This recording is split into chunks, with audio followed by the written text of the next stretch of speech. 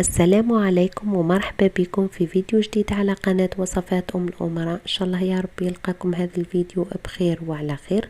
وصفتنا لنهار اليوم وصفة سهلة اقتصادية، بسبوسة بسميد والشابلور بدون بيض، تجي بزاف هايلة وبزاف بنينة هكذا باش تسلكوا بها ارواحكم. كيعودوا مش متوفرين عندكم مكونات بزاف، مش متوفر عندكم البيض، رايحين ديروها وتجيكم بزاف هايله.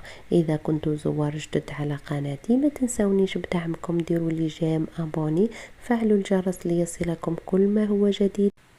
نبداو على بركة الله. واش نحتاجو في وصفتنا؟ الى كأس من السميد المتوسط، كاس من الشابلور، نحتاج الى نصف كاس من جوز الهند ونصف كاس من السكر، نحتاج كذلك الى نصف كاس زيت وكأس ونصف حليب، باكي فانيلا وباكي ونصف خميرة كيميائية أي الوزن 15 غرام. نحتاج طبعا للمول اللي راح نعملو فيه البسبوسة تاعنا. انا هذا 20 على 20 سنتيمتر اللي كنت دهنته بالزبدة ورشيته بالسميد. نبداو بسم الله. في وعاء نضع السميد والشابلور، كذلك الجوز الهند، الفانيلا، السكر و نضيف عليهم الخميرة الكيميائية ونحطوا الزيت، نخلطوهم جيدا. من بعد نضيفوا عليهم الكأس تاع الحليب الأول ونخلطوا، ونزيدوا نضيفوا النصف الكاس الآخر تاع الحليب ونخلطوا.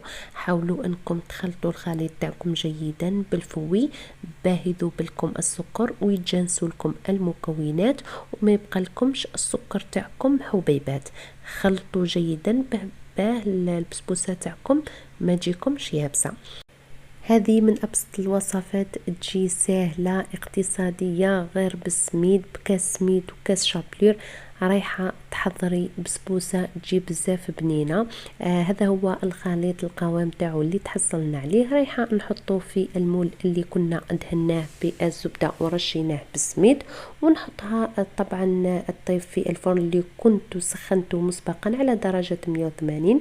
كي تشوفوا البسبوسة تاعكم طابت من تحت ونشفت، نشعل عليها من الفوق حتى تتحمر لي ونجبدوها ونرجعوا. بعد ما طابت لي البسبوسه تاعي كيما راكم تشوفوا كيفاه طيبتها وهي سخونه، راح ندير لها كميه لا باس بها من المعجون. اذا كان عندكم متوفر وحبيتوا ديروه عادي، اذا ما كانش عندكم متوفر تقدروا ديروا السيرو، كاس سكر مع 2 كيسان ماء. رايحه نسوي جيدا المعجون من الفوق هكذا وهي سخونه باش تشرب لنا هذاك المعجون وتجينا كامل بنينه من الفوق. وراح نرشها بكميه من نواه كوكو باش تعطيني البنه، ونخليها تبرد تماما حتى تبرد لنا جيدا. من بعد نقسم هكذا البنات باش تسلكوا ارواحكم. كيعود مش متوفر عندكم البيض ومش متوفر عندكم الفرينه، عندكم غير السميد والشابلور، راح ديروا هاد الوصفه تاع البسبوسه تجي بزاف هايله بنينه وتجي سهله واقتصاديه وما فيهاش المكونات بزاف وبالخف توجديها.